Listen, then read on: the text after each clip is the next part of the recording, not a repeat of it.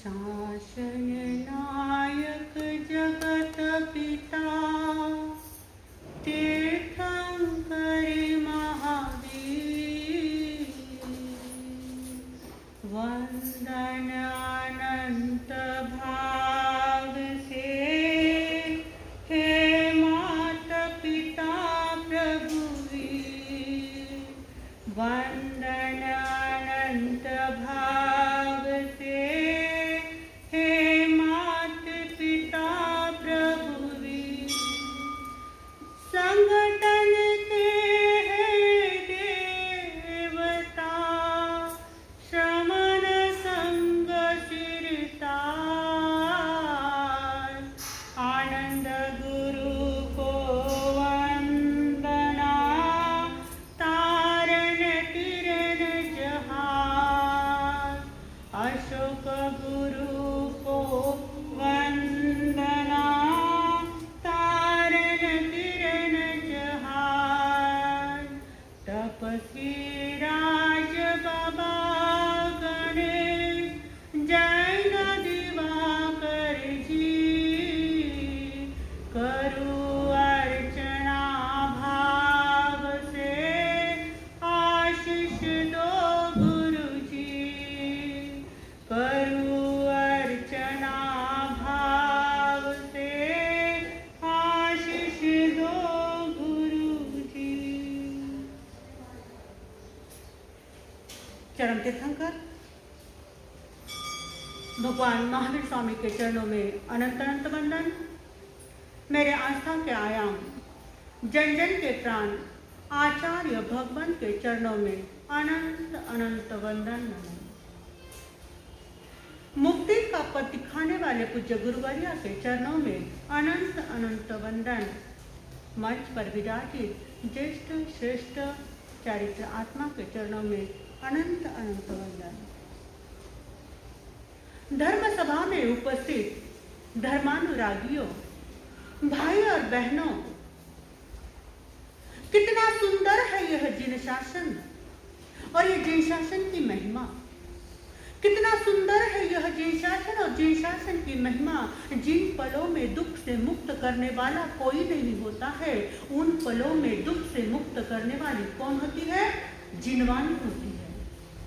उन पलों में दुख से मुक्त करने वाली जिनवानी होती है। और ऐसी जिनवानी में प्रभु ने हमें जीवन को उजागर करने के लिए छोटे छोटे सूत्र हमारे सामने रखे हैं।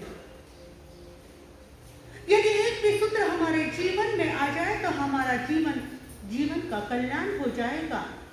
तो वह सूत्र है दुल्लह खलो मानुष भवे चिरकालीन विसव पाणिनम गाढ़ाय विवाह कमुनो समयम गोयम मां कमाए।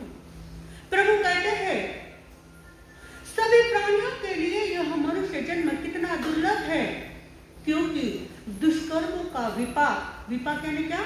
उदय।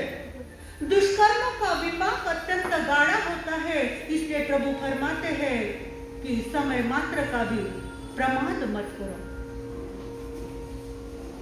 प्रमाद पाप है और पाप से क्या होता है? मनुष्य का पतन होता है। इसलिए प्रभु कहते हैं हे गौतम, तुम समय मात्र का भी प्रमाद मत करो। हम अक्सर देखते हैं मनुष्य, पशु, पेड़, ये तीनों में अंतर है। पेड़ के पास न तो गति होती है न दिशा होती है। कहीं जा सकता है क्या पेड़? पेड़ के पास न तो गति होती है न दिशा होती है। पशु के पास गति तो होती है लेकिन दिशा नहीं होती है।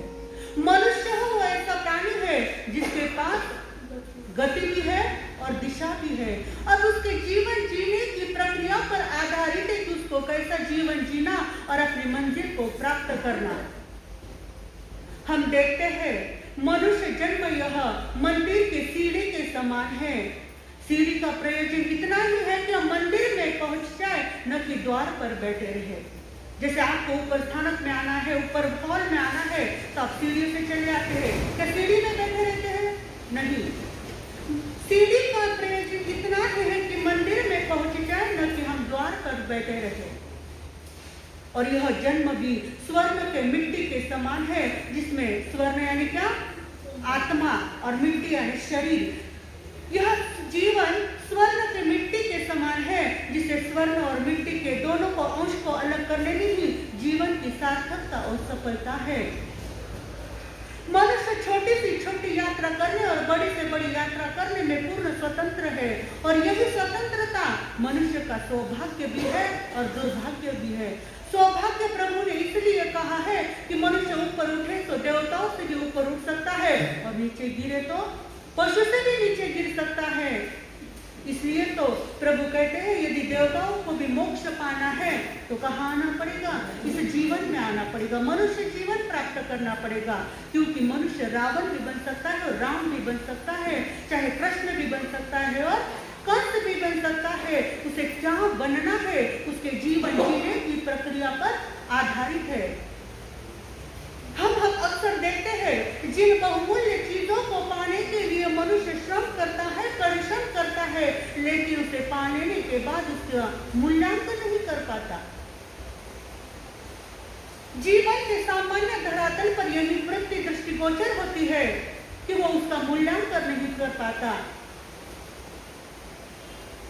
किसी को धन पाने की तीव्र आकांक्षा है, तीव्र इच्छा है, लेकिन उसको पा लेने के बाद उसका मूल्यांकन नहीं कर पाता है। एक चित्रकार चित्र बड़ी मेहनत से, बड़ी लगन से, बड़ी पुरुषार्थ से बनाता है, लेकिन चित्र बनने के बाद चित्र बनाते समय न तो उसको भूख लगती है, न प्यास लगती है, न सर्दी लगती है, न गर्मी लगती है, बस एक धुन चित्र बनाना है। चित्र बन जाने के बाद क्या होता है? वो सरका कर रख देता है, क्योंकि उसमें से अब रस समाप्त हो गया। जैसे कोई चीज अपने को प्राप्त करना है, प्राप्त करते समय अपने को बड़ा आकर्षण लगता है, लेकिन पाने के बाद उसका मूल्यांकन नहीं कर पाते हैं। कवि कहते हैं चित्र बनाकर कविता लिखकर फिर न गुनगुनाओ तो भी चलेगा। कविता लिखकर फिर न गुनगुनाओ तो भी चलेगा। चित्र बनाकर कूड़े में डाल दोगे तो भी चलेगा, मूर्ति बनाकर साइड में रख दोगे तो भी चलेगा, लेकिन यह जीवन बहुत मूल्यवान है साथियों। इस जीवन की कीमत न करना हमारी सबसे बड़ी अज्ञानता होगी। कहते हैं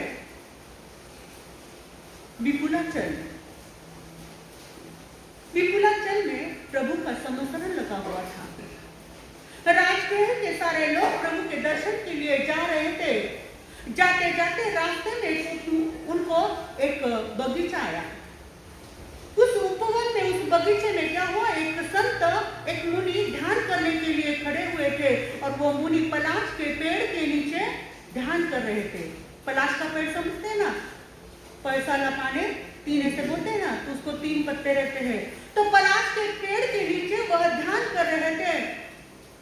उस मुनि को देखकर वे लोग बड़े आकर्षित हो गए और उनके पास कुछ देर रुककर उनको वंदन नमस्कार करके प्रभु के दर्शन के लिए समोसरण में चले गए। समोसरण यानी क्या? कहते हैं एक समोसरण का चिंतन भी हमारे भीतर में आया तो एक सामयिक का फल हमें मिलता है। सिर्फ समोसरण का चिंतन भी करे तो एक सामयिक का फल हमें लगता है। समोसरण यानी समता की शरण में जाना। तो सारे लोग प्रभु के दर्शन के लिए समोसरण में चले गए। प्रभु को वंदन नमस्कार किया और जिनवानी सुनने के लिए बैठ गए। जिनवानी सुनने के बाद सारे लोग वहां से उठे और उसमें से कुछ लोग गौतम स्वामी जी के पास आए और गौतम स्वामी जी से कहने लगे, प्रभु भरते हमें एक सवाल पूछना है, आपकी आज्ञा हो तो हम कुछ पूछे? प्रभु ने कहा, हाँ पूछो। तब सारे लोगों ने पूछा, हम जब हमारे राजगृह नगरी से आ रहे थे, रास्ते में एक उपवन मिला और उस उपवन में एक मुनि ध्यान कर रहे थे। तो हम ये जानना चाहते हैं कि उस मुनि के कितने भाव अभी बाकी है, उस मुनि के अभी कितने भाव बाकी है। तब प्रभु ने अवधि ज्ञान द्वारा देखा और कहा, उस मुनि के, वह मुनि जिस पेड़ के नीचे बैठा है उतने भाव अभी बाकी है। क्या कहा? वह मुनि अब जिस पेड़ के नीचे बैठा है उतने उसके भाव बाकी है। लोग तो बड़े खुश हो गए, बड़े प्रसन्न हो गए और प्रसन्न चित्त होकर उनको वंदन नमस्कार करके उस मुनि के पास आने लगे। जैसे मुनि के पास आए, देखा तो वह मुनि इमली के पेड़ के नीचे बैठे। यह देखा और देखते ही उनका सारा उत्साह भंग हो गया, उनका उल्लास भंग हो गया और उस मुनि को वंदन करके नमस्कार करके वहां बैठे और बैठने के बाद जैसे उनका चेहरा एकदम खिन्न हो गया, उनका चेहरा एकदम मुरझाया गया और उस चेहरे को मुरझाता हुआ देखकर उस मुनि ने पूछा, अरे क्या बात है, इतना चेहरा क्यों उतरा हुआ है, इतना चेहरा क्यों खिन्न हुआ है? तब उस लोगों ने कहा, हम जब आपके पास आ रहे यहाँ से निकल रहे थे तो आप पलाश के पेड़ के नीचे बैठे ध्यान कर रहे थे। अब हमें इतना बताने की कृपा करें कि आप इस पेड़ के नीचे कब आए? उन लोगों को आने में कुछ 2 घड़ी लगी होगी और 2 घड़ी पहले प्रभु ने कहा था कि जिस पेड़ के नीचे वो बैठे हैं उतने उतने उनके भोग बाकी है। तब उस व्यक्ति ने पूछा कि आप इस पेड़ के नीचे कब आए? तब कहा कि मेरी ध्यान साधना पूरी करके मैं यह इस पेड़ के नीचे करीब करीब 1 आध घड़ी हो गई होगी, यहाँ पर मैं आकर बैठा हूँ। अब जैसे ही सुना तो उनका सारा उत्साह खत्म हो गया। धीरे धीरे सारी बात मुनि को बता दी। अरे हमने प्रभु से पूछा कि आपके कितने भव बाकी है? तब प्रभु ने कहा, वो मुनि जिस झाड़ के नीचे बैठा है, जिस वृक्ष के नीचे बैठा है उतने भव बाकी है। तो हमें लगा कि आपके 3 ही भव बाकी है, लेकिन इस इमली के पेड़ की तो अनगिनत पत्ते हैं, आपके इतने भव बाकी है। जैसे उस मुनि ने सुना कि मेरे कितने भव बाकी है, इस पेड़ को जितने पत्ते हैं उतने भव बाकी, तो बड़े खुश हुए, बड़े प्रसन्न हुए और कहा कि अनादि से इस जीव ने अभी तक अनंत भव किए हैं। यदि हमने मानव जीवन की सार्थकता नहीं समझी, इसमें धर्म के बीज नहीं बोए, तो हमें अनंत भव और भी आगे करने पड़ेंगे। कितनी बड़ी बात कही प्रभु ने, अवधि ज्ञान द्वारा मेरे भव की गिनती तो आ गई। इस पेड़ के पत्ते भले अनगिनत है, लेकिन अनंत तो नहीं है ना। कभी न कभी मेरी मुक्ति तो होगी, अवधि ज्ञान में मेरे भवों की गिनती तो आ गई। ऐसे कितने ही प्राणी हैं जिनके भवों की कुछ गिनती नहीं है, मेरे भवों की गिनती तो हो गई। हमें भी इस मानव जीवन का मूल्य समझकर धर्म करना है और मानव जीवन को नंदनवन बनाने के लिए प्रभु ने 5 बातें कही है। बोधन, सुख दुख का बोधन हमारे पास है, बोधन यानी ज्ञान। सुख दुख का बोधन हमारे पास है, जय पराजय का बोधन हमारे पास है, पतन उत्थान का बोधन भी हमारे पास है, लेकिन हम वैसी क्रिया नहीं करते। क्या जिस आग्रह से आप बच्चे को स्कूल में भेजते हैं, आजकल तो ऑनलाइन पढ़ाई चल रही है, क्लास का टाइम हुआ कि बच्चे को इतनी गड़बड़ कर देते हैं और वहां जाके बिठा देते हैं। तो जिस आग्रह से आप बच्चे को स्कूल में ले जाते हैं, कभी उस आग्रह से अपने बच्चे को स्थानक में लाया या अपने घर अपने दुकान वाले को लाया? कर्म पत्नी तो काफी होती है, बहुत सारी होती है, लेकिन धर्म पत्नी कोई विरली होती है जो पति को अपने धर्म मार्ग पर लगा देती है, जो बेटे को अपने धर्म मार्ग पर लगा देती है। जिस आग्रह से आप बच्चे को स्कूल में भेजते हैं, अगर मानव जीवन की मूल्यता आपके ध्यान में आ गई, हमारे ध्यान में आ गई, तो हम उसी आग्रह से बच्चे को क्या लाएंगे? स्थानक में लेकर आएंगे। किसान के हाथ में जब बीज आता है तो सबसे पहले वो क्या देखता है? इस बीज को उपजाऊ करने वाली काली मिट्टी कहाँ है। जब तक वो काली मिट्टी नहीं मिलती तब तक वो बीज बोता है, तब तक वो बीज नहीं बोता है। जब उसको वो काली मिट्टी मिलती है तब वो बीज बोता है। ये उसका हुआ बोधन। दूसरा है रोधन, यानी रोकना। जब कोई बहुत दिनों से मकान बंद है, जब पहली बार उस मकान में आप चले जाते हैं तो देखते हैं मकान तो बंद है लेकिन खिड़की खुली है, तो सबसे पहले आपकी नजर कहाँ जाती है? खिड़की खुली है और सारा कचरा भीतर पड़ा हुआ है। तो आप सबसे पहले कौन सा कार्य करते हैं? खिड़की बंद कर देते हैं क्योंकि नया कचरा भीतर ना आए। और खिड़की बंद करने के बाद जो कचरा है अब उसको साफ करने की प्रक्रिया चालू कर देते हैं। देखते हैं अब क्या करना है हमें, इसको कैसे किसको बुला के साफ करना है, खुद साफ करना है। तो 2 नंबर का है रोधन, खिड़की बंद कर दी यानी रोधन। जैसे नया ताप हमारे भीतर में नहीं है इसलिए आपने संवर सामयिक रूपी रोधन लगा दिया है। काली मिट्टी मिली ये हुआ आपका बोधन और दूसरा सामयिक संवर लिया ये हुआ रोधन। जैसे काली मिट्टी मिली है बोधन और कंपाउंड बांध दिया ये हुआ रोधन। और तीसरा है शोधन, शोधन करना है यानी शुद्धि करना है। जैसे काली मिट्टी मिली, कंपाउंड बांध दिया, अब भीतर कौन से पशु पक्षी नहीं आए कि वो मिट्टी को खराब कर दे और मिट्टी में जो कचरा पड़ा है उसको अब साफ कर रहे हैं। जैसे घर में कचरा पड़ा है उसको साफ कर रहे हैं, ये हुआ शोधन। जैसे सामयिक संवर रूपी आपने रोक लगा दी, रोधन लगा दिया और तपस्या रूपी क्या किया, शोधन चालू किया। 12 प्रकार के तप है ना, तो 12 प्रकार के तपस्या के द्वारा आपने आत्मा का शोधन करने लग गए। और चौथा क्या है, वपन। अब शुद्धि हो गई, ध्यान में आ गया, रोक लगा दी, शुद्धि कर दी।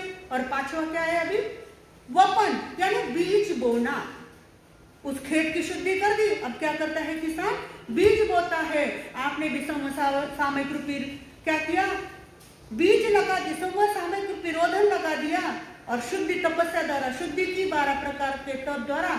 और चौथा है वपन यानी धर्म के अभी बीज बोने लग गए। यहां से जीव का उत्थान प्रारंभ होता है। और पांचवा है वपन होने के बाद फसल पैदा करना यानी रोहन। रोहन यानी फसल पैदा करना। जैसे मानव जीवन रूपी उपजाऊ भूमि मिली है और धर्म रूपी उसमें बीज डालना है, सम्यक सामयिक रूपी क्या करना है, सामयिक संवर रूपी खाद पानी डालकर सम्यक दर्शन हमें प्राप्त करना है। और प्राप्त करने के बाद मोक्ष रूपी फसल हमें पैदा करना है, तभी वही जीवन सार्थक जीवन कहलाएगा। विनोबा भावे जी हमारे एक शब्द में कहते हैं, रसायन शास्त्र में एक छोटा सा सूत्र आता है H2O यानी 2 भाग हाइड्रोजन और 1 भाग ऑक्सीजन मिलकर क्या बनता है, पानी बनता है। उसी प्रकार हमारे जीवन का भी उपक्रम है M2O यानी 2 भाग मेडिटेशन। कभी किया है ध्यान? अभी आनंद सप्ताह हमारा आ रहा है, उसमें 1 घंटे का ध्यान रखा हुआ है। कृपया करके सब जन उसमें सम्मिलित हो जाए। तो 2 भाग मेडिटेशन और 1 भाग मनन चिंतन एक्टिविटी प्रवृत्ति। हम ऐसा जीवन जिए कि हमारे लोग हमारे जीवन को, हमारे जीवन यात्रा को सदा याद करते रहे। तो किसी ने कहा कि ये जीवन कैसा जीना चाहिए, तो कहते हैं मर्यादा पुरुषोत्तम की राम की तरह मर्यादित होना चाहिए, कर्मयोगी कृष्ण की तरह सहनशील होना चाहिए और बुद्ध की तरह करुणाशील होना चाहिए, भरत चक्रवर्ती और राजा जनक से जैसा अनासक्त होना चाहिए। ऐसा जीवन जीते जीते हमारी कथनी और करनी जब एक हो जाती है, ऐसा जीवन कैसा होता है, सार्थक और सफल जीवन होता है। तो सफल जीवन के लिए किसी कवि ने कहा है, मनुष्य जन्म मन मोल रे, मिट्टी में ना रोल रे, मनुष्य जन्म मन मोल रे, मिट्टी में ना रोल रे, अब जो मिला है फिर न मिलेगा, कभी नहीं कभी नहीं कभी नहीं रे, मनुष्य जन्म मन मोल रे। ये बुलबुल है पानी का, मत कर जोर जवानी का, ये बुलबुल है पानी का, मत कर जोर जवानी का, संभल संभल कर चलना रे बंदे, पता नहीं जिंदगानी का, संभल संभल कर चलना रे बंदे, पता नहीं जिंदगानी का, सबसे मीठा बोल रे, मिट्टी में ना रोल रे, बोलो सबसे मीठा बोल रे, मिट्टी में ना रोल रे, अब जो मिला है फिर न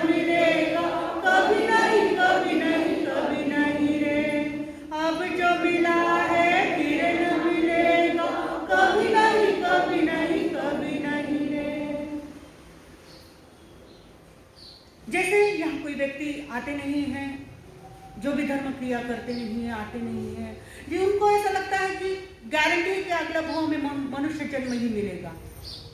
लेकिन ऐसी कोई बात नहीं है। एक सेठ थे, उनके 3 पुत्र। सेठ सोच में पड़ गया कि हमारे कुल की प्रतिष्ठा बढ़ाने वाला इन तीनों में से कौन सा पुत्र है। सेठ को कुछ समझ में नहीं आ रहा। तीनों ही बड़े होशियार, सुंदर, रूपवान। तो सेठ ने सोचा क्यों नहीं इनकी परीक्षा ली जाए, कौन कितने होशियार है देख ले, और कुल की प्रतिष्ठा कौन बढ़ाने वाला ये भी देख ले।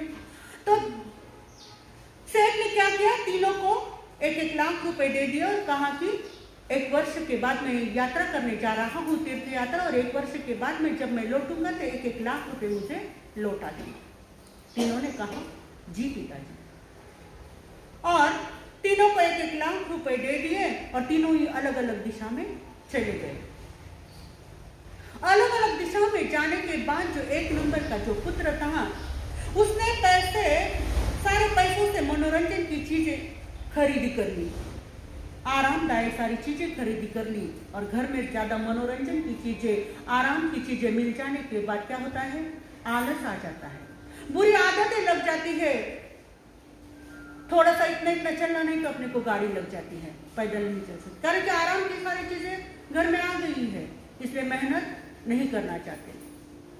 तो उस पहले पुत्र ने क्या किया, सारी आराम की चीजें खरीदी कर ली, बस ऐशो आराम में लग गया और सारी चीजें लाकर उसने सारा पैसा खत्म कर दिया। दूसरा जो पुत्र है, उसने क्या किया, व्यवसाय में अपनी पूंजी लगा दी। तब देखा कि मूल पूंजी तो नहीं बढ़ रही है अपनी, इसलिए उसने क्या किया, सारा व्यवसाय समेट लिया और समेटने के बाद मूल पूंजी अपनी सुरक्षित रख ली। तीसरे पुत्र ने ऐसे किया कि अपनी जो मूल पूंजी है ऐसे व्यापार में लगा दी कि वो दिन दुगनी और रात चौगनी बढ़ने लगी। मनोरंजन की सारी चीजें आने के बाद भी वो गलत व्यसन में नहीं गया, न गलत आदत लगी, उतना ही विनय, नम्रता, कभी किसी के बारे में गलत नहीं सोचना, सारे गुण उसके भीतर। उसके नाम की कीर्ति फैलने लगी, चारों दिशाओं में उसका यश फैलने लगा। और उसके बाद वह घर आया, करोड़ों की संपत्ति लेकर वह घर आया। पहले पुत्र ने तो सारी संपत्ति गंवा दी, दूसरे पुत्र ने मूल पूंजी सुरक्षित रखी, और तीसरे पुत्र ने क्या किया, इतनी पूंजी अपनी दिन दुगनी और रात चौगनी करके बढ़ा दी, करोड़ों की संपत्ति कमा दी। इस बात का रहस्य प्रकट करते हुए प्रभु कहते हैं कि मानव जीवन रूपी हमें मूल पूंजी मिली है। मूल पूंजी मिलने के बाद कई ऐसे लोग होते हैं जो पहले पुत्र के समान होते हैं, एंड क्या करना, ईट ड्रिंक एंड बी मेरी, यानी खाओ पियो मौज करो, बस बाकी कुछ नहीं करना जीवन में। कई लोग ऐसे होते हैं, कुछ नहीं करते अपने जीवन में। दूसरे पुत्र के समान कई ऐसे लोग होते हैं जो अपनी मूल पूंजी तो गवा नहीं देते, लेकिन उसका सदुपयोग भी नहीं कर पाते। मानव जीवन रूपी हमें मूल पूंजी मिली है, गलत व्यसन में नहीं पड़ते, गलत आदत में नहीं लगती है उनको, लेकिन उसका सदुपयोग भी नहीं करते। किसी व्यक्ति को हम कई बार कहते हैं, अरे स्थानक में आओ, गांव में संत है, कम से कम दर्शन के लिए तो आओ, लेकिन नहीं आते। मूल पूंजी को गलत आदत में नहीं डालते, मानव जीवन को गलत आदत भी नहीं लगाने देते, लेकिन उसका सदुपयोग भी नहीं करते। ऐसा जीवन भी सार्थक जीवन नहीं होता है। तीसरे पुत्र के समान ऐसे कई लोग होते हैं जो अपनी समझ, अपनी शक्ति क्या करते हैं और अपना समय ऐसे उपयोग में लगाते हैं कि अपने वो लक्ष्य को पा लेते हैं। कई चंद लोग ऐसे होते हैं, कहते हैं मानव जीवन रूपी मूल पूंजी मिलकर भी यदि हमने उसका सदुपयोग नहीं किया तो हमें जो 5 सुयोग मिले हैं वो 5 सुयोग भी व्यर्थ चले जाएंगे। उसमें सबसे पहला सुयोग है आर्य क्षेत्र, आर्य भूमि।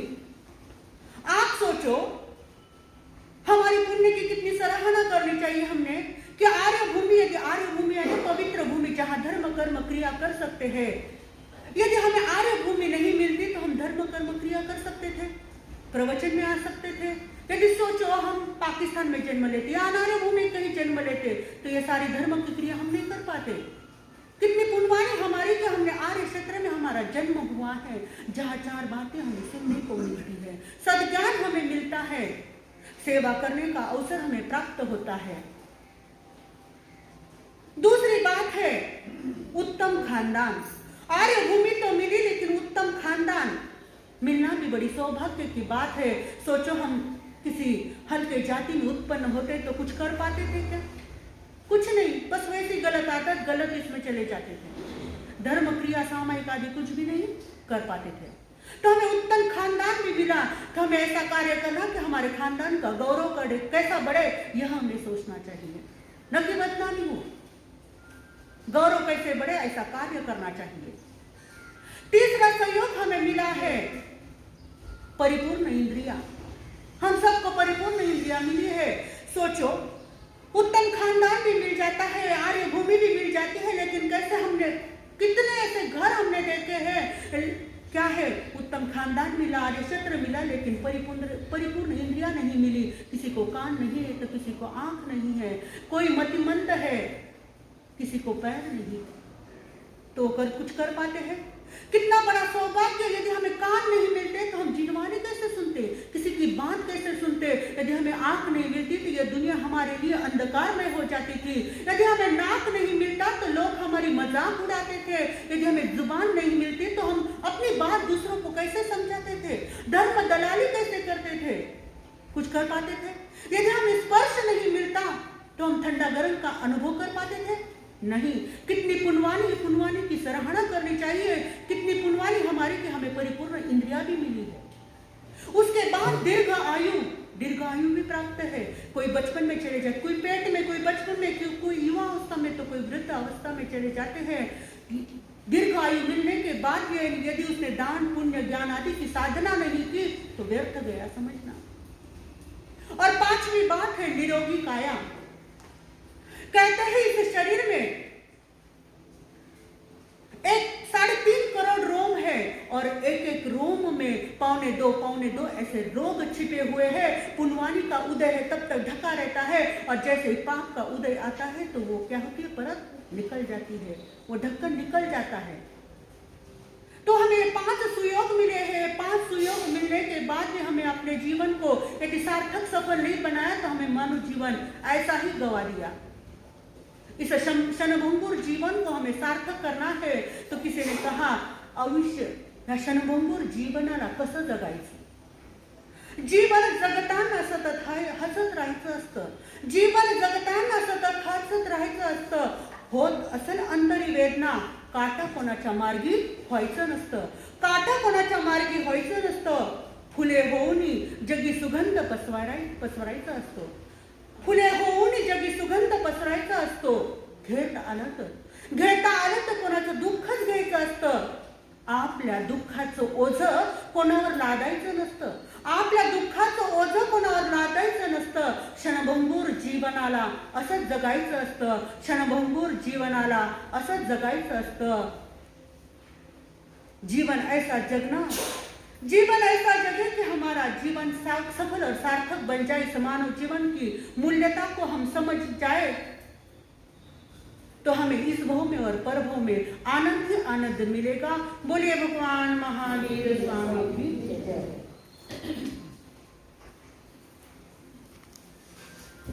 जिन चरणासु अमर भगत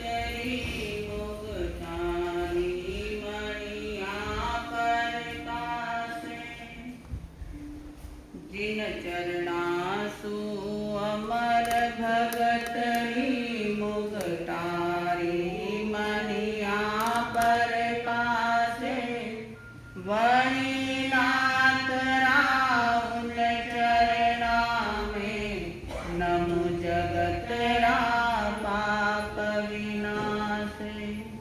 वही नाथ राहुल चरणा में नमो जगत पाप विनाशे।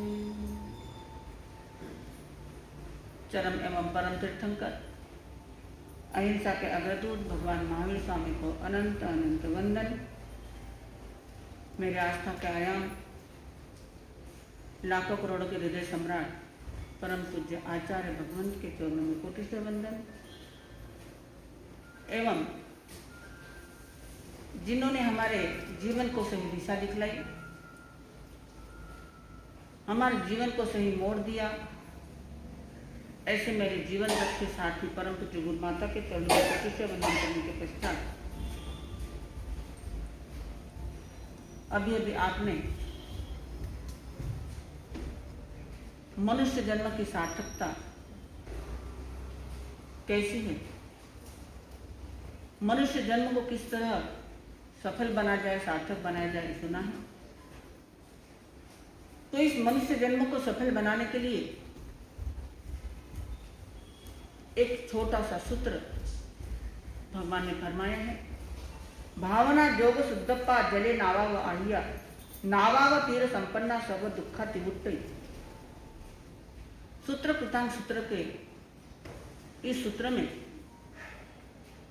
भगवान ने फरमाया है कि साधक आत्मा के जीवन में जब तक भावना का योग न हो, शुद्ध पवित्र भावना न हो, तब तक उसका जीवन संसार सागर के पार नहीं हो सकेगा। जब तक हम नाव को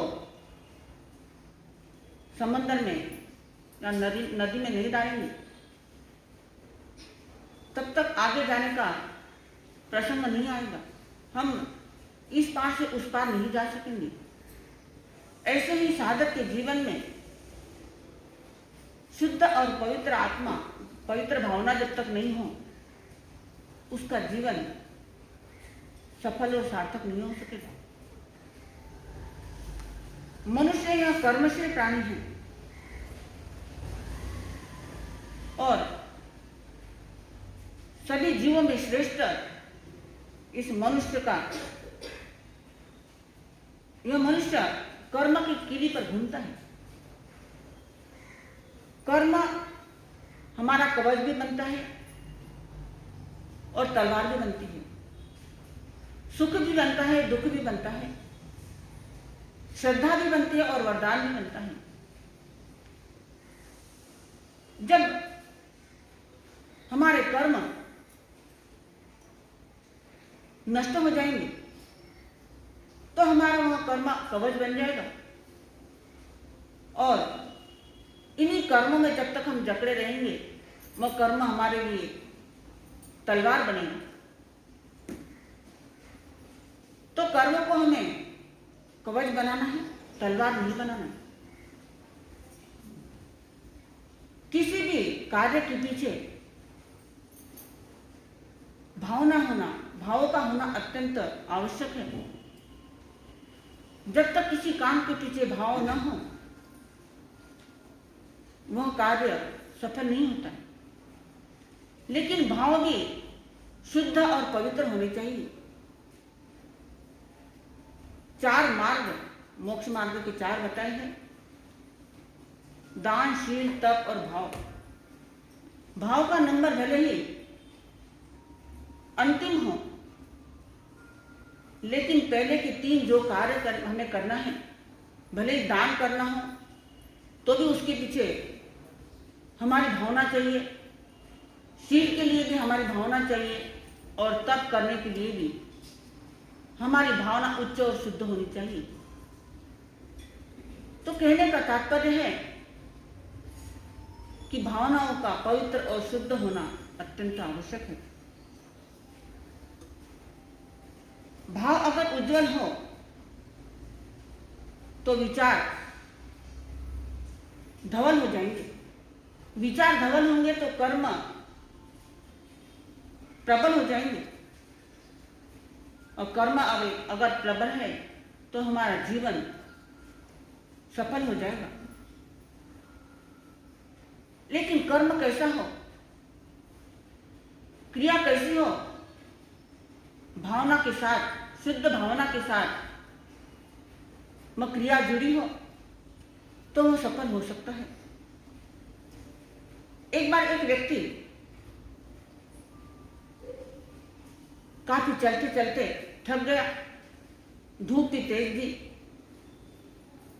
और वह एक घने पेड़ के नीचे बैठ गया और वह पेड़ था कल्पवृक्ष।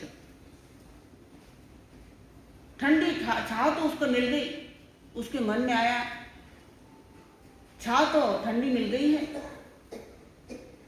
अगर ठंडा जल मिल जाए तो मेरी प्यास को मैं बुझा दूंगी। मन में ऐसे भाव आए और तुरंत उसके सामने ठंडा जल आ गया। जल पीकर अपनी उसने प्यास बुझा दी। प्यास तो बुझ गई। उसके बाद उसने सोचा, उसके मन में विचार आया, प्यास बुझ गई, अब अच्छा भोजन मिल जाए तो भूख मिट जाएगी। सोचते ही सामने भोजन का थाल आ गया, क्योंकि वह किसके नीचे बैठा था? कल्पवृक्ष के नीचे बैठा था। तो कल्पवृक्ष उसके नीचे बैठने के बाद व्यक्ति की हर इच्छा पूर्ण करता है, चाहे उसकी इच्छा अच्छी हो या बुरी हो, उसके भाव जैसे भी हो, उसका प्रभाव उस पर जरूर पड़ता है। भोजन का थाल उसके सामने आ गया, भोजन कर लिया।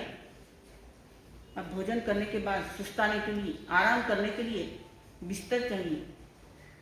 सोचा अब अच्छा बिस्तर आ जाए तो सुख की नींद सो जाऊं। सोचते ही बिस्तर उसके सामने आ गया। दो तीन विचार तो उसके मन में अच्छे आए, लेकिन एक बुरा भाव उसके मन में आया। बिस्तर तो काफी सुंदर है, लेकिन ऐसी सुनसान जगह में कोई जंगली प्राणी आ जाए और वह मुझे खा जाए तो? ऐसा सोचते ही एक शेर वहां आ गया और उसको खा लिया। तो जैसे उसके मन में विचार आए, जैसे उसके मन में भाव आए, उसका प्रभाव जरूर उस पर पड़ा। अगर उसके मन में ऐसे बुरे भाव नहीं आते, वो आराम से उस बिस्तर पे सो जाता, तो शेर आकर उसको नहीं खाता, क्योंकि उसके मन में आया था अगर कोई जंगली प्राणी आ जाए और वो मुझे खा जाए तो, और वही उसके सामने आया। तो हम विचार कैसे रखें अपने भावों को, अपनी भावनाओं को हम कैसे रखें, हमारे हाथ में है। कवि ने भी 4 भावनाओं का वर्णन किया है। भावना 4 है, चारों ही अपना रंग दिखाती है। भावना 4 है, चारों ही अपना रंग दिखाती है। ये किस टाइप का प्राणी है, भावना ये बताती है। ये किस टाइप का प्राणी है, भावना ये बताती है। भावना से पता चलता है कि सामने वाला व्यक्ति कैसा है, उसके मन में कैसे विचार चल रहे हैं, अच्छे या बुरे, ये भावना से हमें पता चलता है। तो पहली भावना को उन्होंने बताया है, जो मेरा है सो मेरा है और तेरा भी मेरा है। जो मेरा है सो मेरा है और तेरा भी मेरा है। दानवी भावना संसार में विप्लव मचाती है। दानवी भावना संसार में विप्लव मचाती है। तो पहली भावनाओं में जो दानवी भावना है, उन्होंने बताया कि जो चीज मेरी है वह भी मेरी है और औरों की भी चीज जो मेरी है वो भी मेरी है। माने खुद का भी अपना है और दूसरों का भी अपना है। ऐसी भावना जिसकी होती है वह पहली भावना है। ऐसी भावना किसकी थी? ऐसी भावना थी कौरव की। खुद की जमीन भी खुद के पास रखी और पांडवों की जमीन को भी उन्होंने हड़प लिया। तो ऐसी दानवी भावना कौरवों की थी। दूसरी भावना थी, जो मेरा है सो मेरा है और तेरा सो तेरा है। जो मेरा है सो मेरा है और तेरा सो तेरा है।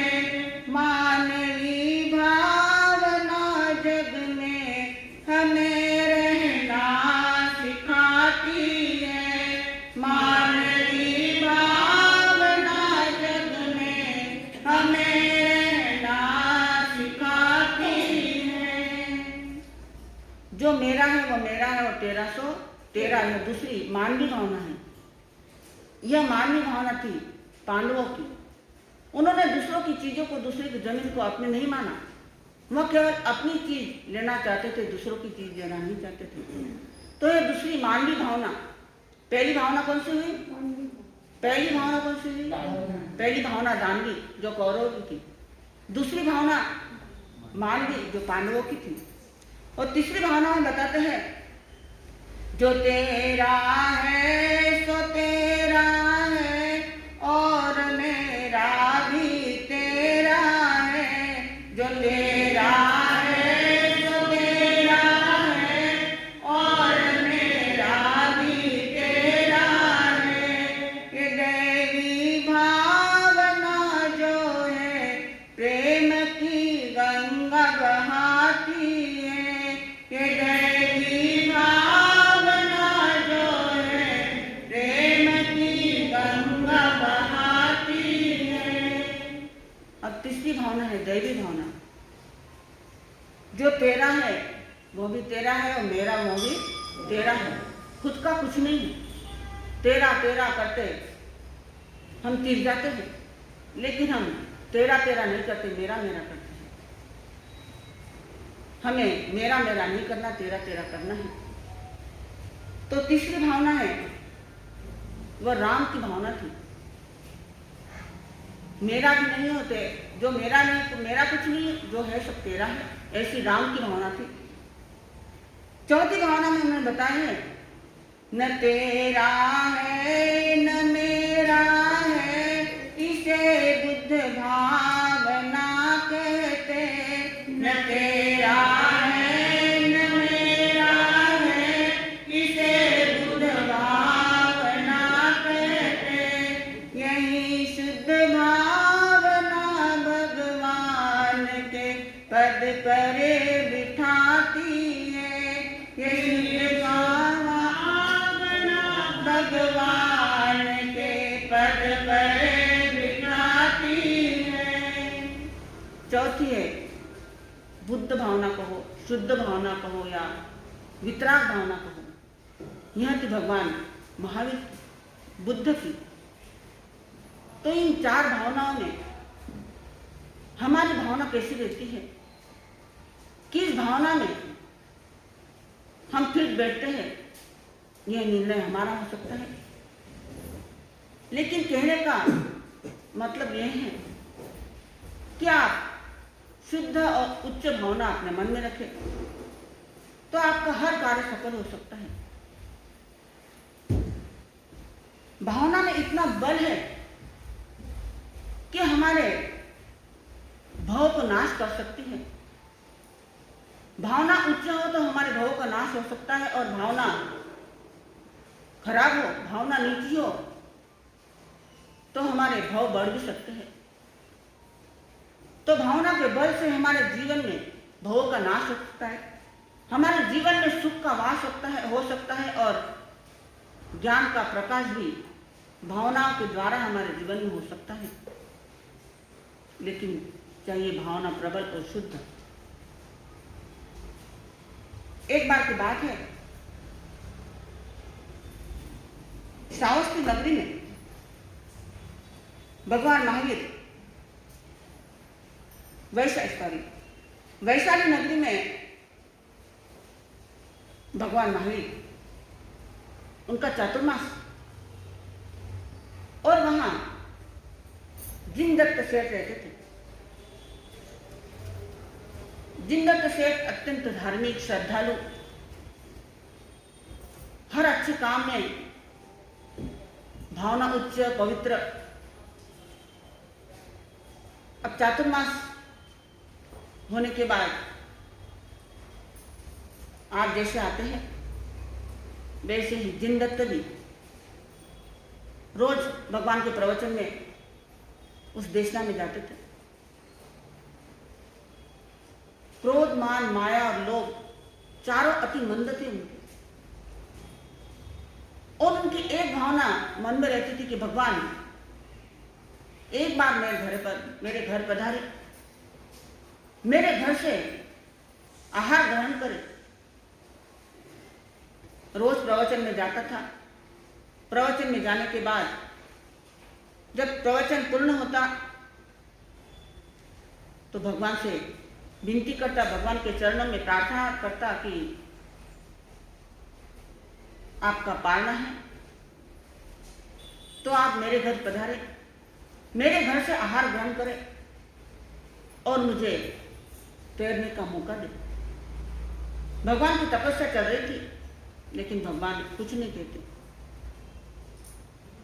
रोज प्रवचन में आता, भावना भाता, लेकिन यह उसने कभी मन में नहीं लाया कि मैं भगवान को रोज भावना भाता हूं लेकिन भगवान कुछ नहीं बोलते, मैं ऐसे ही भावना थोड़ी भाता हूं। ऐसे गलत विचार उसके मन में कभी नहीं आए, लेकिन भावना रोज भाता था। चातुर्मास पूर्ण हुआ। चातुर्मास पूर्ण होने के बाद उसने सोचा अब तो चातुर्मास पूर्ण हो चुका है, भगवान की तपस्या भी पूर्ण हो चुकी थी, पालना रहेगा तो जरूर मेरे घर पधारेंगे। उस दिन भी उसने भावना भाई, लेकिन ऊंच नीच घरों में, छोटे बड़े सभी घरों में भगवान ने उनके जो अधिकृत थे उनके हिसाब से वो वहां नहीं फैले, लेकिन एक सेठ और थे। उन सेठ के महल के सामने भगवान रुक गए। उस सेठ का नाम था पूरन सेठ। उसने कभी भगवान को देखा नहीं था, वो भगवान को जानता नहीं था और उसके स्वयं की कुछ देने की भावना भी नहीं थी। लेकिन जब भगवान वहां पधारे तो उसने अपनी दासी को कह दिया कि घर में जो कुल्थी के दाने हैं वह 1 चम्मच दाने इनको दे दो और इनको रवाना करो। दासी ने जैसा सेठ ने कहा वैसा किया। घर में कुल्थी के दाने भिगोए हुए थे जो वैद्य लोग किसी बीमारी के लिए उपयोग में लेते थे। तो कुल्थी के दाने उसने भगवान को दे दिए। भगवान ने उसको ग्रहण किया, वहां से चल दिए। अब भगवान का पालना हुआ, देव दुंदुभी बजी, 5 प्रकार की वृष्टि हुई। इधर जीरण से भावना भा रहा था और अचानक देवदुंदुभी हुई, पंचवृष्टि हुई। उसके ध्यान में आ गया कि भगवान का पालना हो गया। फिर भी उसने अपने मन में बुरे भाव कभी नहीं लाए कि मैं रोज भावना भाता था और भगवान मेरे घर नहीं आए। यह कभी भगवान को जानता भी नहीं है, भगवान को पहचानता भी नहीं है और इसके घर भगवान आहार ग्रहण करने के लिए गए, ऐसे बुरे विचार उसके मन में कभी नहीं आए। लेकिन इसका इतना ध्यान में आ गया कि भगवान का पालना हो चुका है।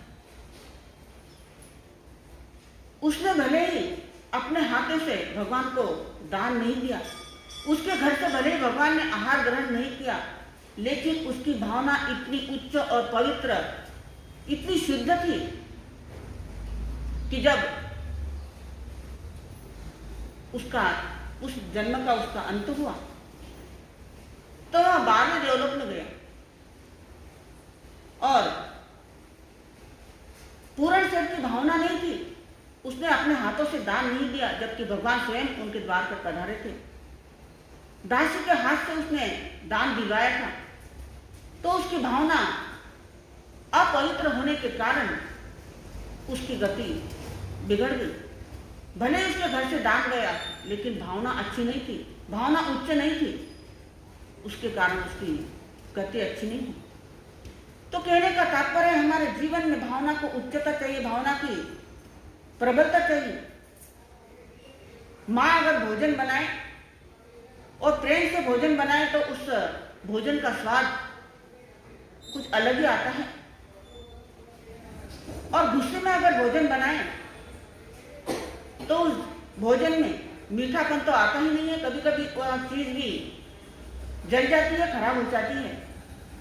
तो हर चीज में भावना की उच्चता होना अत्यंत जरूरी है। भगवान भी भावों के भूखे होते हैं, भोग के भूखे भगवान नहीं होते, भावों के भूखे भगवान होते हैं। इसलिए कवि ने भी कहा है, भावनांसा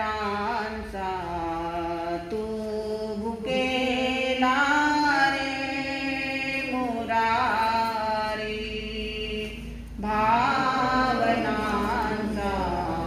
तू भूखेला रे मुरारी, भाव भोळ्या भाव भोळ्या भक्तीची एक तारी, भावनांचा तू गेला रे मुरारी, अंतईची हाक वेळी घालते रे, वाट काटाची अशी मी चालते रे, जाणीशी जाणीशी माझी व्यथाही तूच सारी, भावनांचा तू भुकेला रे मुरारी। तो भगवान भावों के भूखे होते हैं, भोग के भूखे नहीं होते। हमारे जीवन में भाव का बड़ा प्रभाव होता है। एक दो व्यक्ति कहीं जा रहे थे, एक के सर में बाल थे और एक का सर सफाचट था, बाल नहीं थे। और दो किसान खेत में अनाज बोने जा रहे थे। तो एक व्यक्ति ने सोचा कि सामने वाला एक के सर पे बाल है, तो मेरे खेत में अनाज अच्छा आएगा, सिट्टे अच्छा आएंगे, उसमें अनाज भी बहुत होगा। मैं बार बार ऐसा ही सोचता था। और दूसरा व्यक्ति सोचता था कि इसके सर में बाल नहीं है, सर सफाचट है, तो मेरा अनाज, मेरा खेत भी सफाचट हो जाएगा। तो जैसा दोनों ने सोचा, उनके विचारों के प्रभाव से वैसा ही हुआ। पहले ने सोचा था कि मेरे खेत में सिट्टे भी काफी होंगे और अनाज भी अच्छा होगा। तो समय आने पर उसने वो फसल निकाली और अच्छी कीमत उसकी आई। दूसरे ने सोचा था कि सिट्टे नहीं आएंगे, अनाज भी नहीं होगा, तो वैसा ही हुआ। उसके खेत में सिक्के तो आए, लेकिन निकालने के लिए, फसल निकालने के लिए उसने देरी कर दी। तो टिड्डियों ने आकर सारा अनाज खा लिया, थोड़ा बहुत अनाज उसके हाथ में आया। तो जैसा हम सोचते हैं वैसा हमारे जीवन पर उसका प्रभाव पड़ता है। तो भावनाओं से हमारे भाव घटते हैं और भावनाओं से हमारे भाव बढ़ते हैं। तो हमारे भाव को हमें बढ़ाना है या हमारे भाव को घटाना है, ये हमारे हाथ में है। और जब तक हमारी भावना अच्छी रहेगी हमारे कार्य भी सफल होंगे, शुद्ध होंगे। कहते हैं भावनाओं से बंधन पैदा होते हैं, भावनाओं से बंधन पैदा होते हैं, भावना से ही बंधन टूटते हैं। भावना रहित कोई भी क्रिया जीवन को बर्बाद करती है। तो जीवन को अगर बर्बाद नहीं करना है तो भावनाओं को शुद्ध और प्रबल रखना है, पवित्र रखना है, तो हमारे जीवन पर उस भाव का जरूर अच्छा प्रभाव पड़ेगा और हमारा जीवन सफल और सार्थक होगा। इसके लिए कहिए संकल्प हो हमारा इंसान हम बनेंगे, संकल्प हो हमारा इंसान हम बनेंगे। इंसान बन गए तो भगवान भी बनेंगे। इंसान बन गए तो भगवान भी बनेंगे। हो जैन बौद्ध मुस्लिम हिंदू या ईसाई, हो जैन बौद्ध मुस्लिम हिंदू या ईसाई, आपस में लगते भाई सबको गले मिलेंगे। आपस में लगते भाई सबको गले मिलेंगे।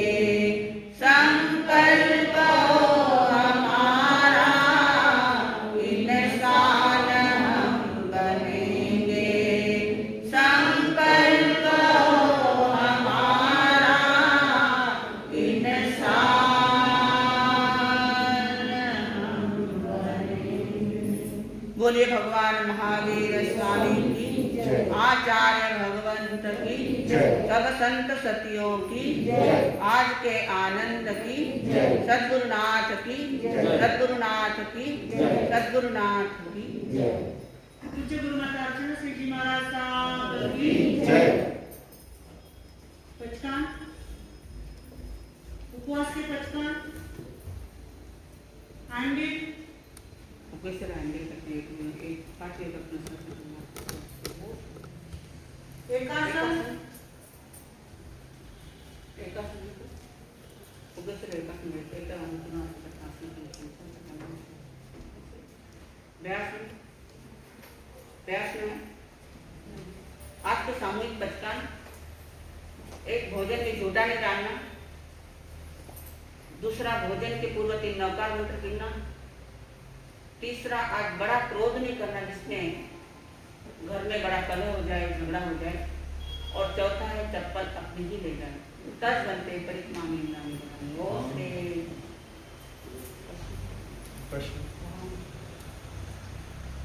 भावना कितनी है और कौन सी है? आज कल का ये प्रश्न है, भावना कितनी और कौन सी है? कल के लिए कल महाराज ने प्रश्न दिया था, वो सूत्र कौन सा है? कुशल कार्य, कुशल योग। तो वो सूत्र संस्कृत में पूछा था, योग कर्म सौ कौशलम, तो इन्होंने प्रयत्न किया जो कौशलम लिखा है, कोई बात नहीं।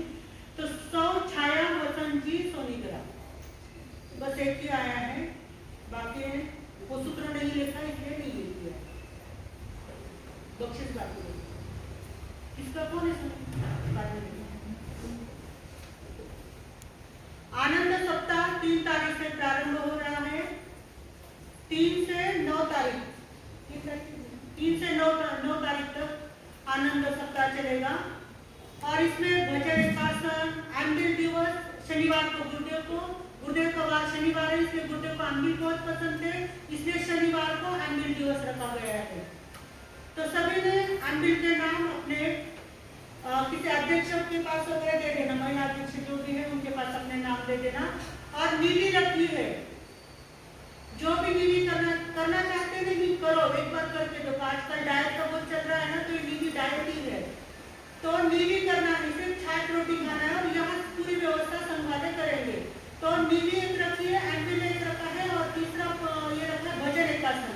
जब तक भजन महाराज गाएंगे तब तक भोजन करना है। जिसका सबसे पहले हो जाएगा, वो जो 3 हो जाएंगे क्रम से नंबर निकाले निकाले जाएंगे। और जो स्लोगन का जो है सुविचार लिखना, 9 प्रकार के महापुरुषों की सुविचार लिखना डेकोरेशन से, तो 7 तारीख को वो जमा कर देना, शाम तक जमा कर देना है। परम पूज्य अर्चना सिटी महाराज के चरणों में कोटि शब्द, अत्र विराजित अनंताजी महाराज के चरणों में कोटि शब्द, अत्र विराजित सुरभि सिटी महाराज के चरणों में कोटि शब्द। आज की बारी श्री सूर्यकांत जी अमित कुमार जी लोनावत इनकी है। बाहर गांव से पधारे हुए सभी मेहमान भोजन का लाभ ले हुए। धन्यवाद। आज परम पूज्य बड़े माता का स्वास्थ्य कुछ ठीक नहीं होने के कारण आपकी सेवा में नहीं आए। कैसा अवसर है? कल कैसा अवसर रहेगा? संगीत अवसर सुख शांति मंगलवार। बोले भगवान महावीर स्वामी की। ठीक है। नमो अर्यंताणं नमो सिद्धाणं नमो आर्याणं नमो वज्राणं नमो लोहितोत्साहनं एषो पंचनमोकार सर्वपावपणासनो मंगलानं प्रचोदयति परमं महामंगलम्। गुरुदेव गुरु सख्य आज्ञा से चत्तारि मंगलम अर्यंता मंगलम सिद्धा मंगलम साहू मंगलम केवली पनतो धम्मो मंगलम। चत्तारि लोकमा अर्यंता लोकमा सिद्धा लोकमा साहू लोकमा केवली पनतो धम्मो लोकमा। चत्तारि शरणं प्रवज्जामि अरन्ते शरणं प्रवज्जामि सिद्धे शरणं प्रवज्जामि साहू शरणं प्रवज्जामि केवली पनतो धम्मं शरणं प्रवज्जामि।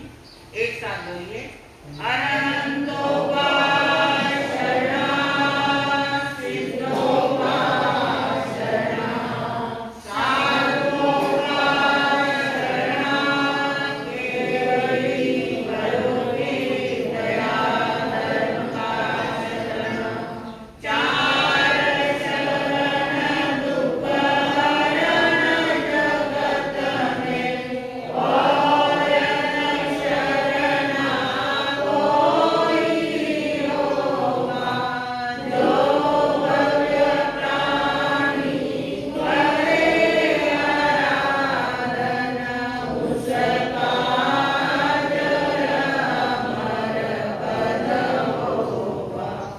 उसका सदा ही मंगल होगा।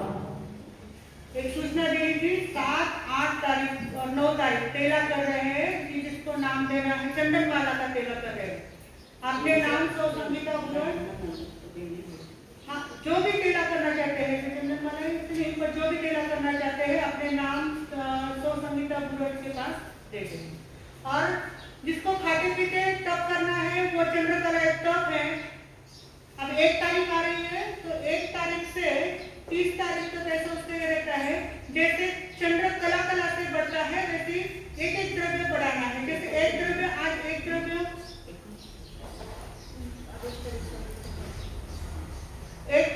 जैसे 1 तारीख लो 1 कम लो, जो भी आपकी इच्छा हो वैसे करना। ग्रुप बना लो। एक दिन पहले दिन एक द्रव्य, जो भी चाहे द्रव्य लगा लो, भले दूध लगा लो, पानी लगा लो, जो भी, लेकिन चोलियार करना पड़ता है उसमें। और रात्रि भोजन का तो विषय नहीं, चोलियार करना, गर्म पानी पीना। तब एक प्रकार का चंद्रकला तप। पहले दिन एक द्रव्य पूरे दिन, भले उसका मर्यादा नहीं कि कितना खाना है, एक टाइम दो, ऐसा कुछ भी नहीं। दूसरे दिन 2 द्रव्य, भले गट्टा लगा लो, सब्जी रोटी मिक्स करके वो गट्टा जो बनता है, गट्टा और पानी 2। तीसरे दिन 3, 4 ऐसे 15 तक चढ़ना है और वापस 15 से 1 तक आना है। जिनको चंद्रकला तप में भाग लेना है उन्होंने अपने नाम मेरे पास दे देना है। देवगुरु धर्म को विधिवत वंदन। वज्रासन में बैठे जिसको साता हो। ते को तो आया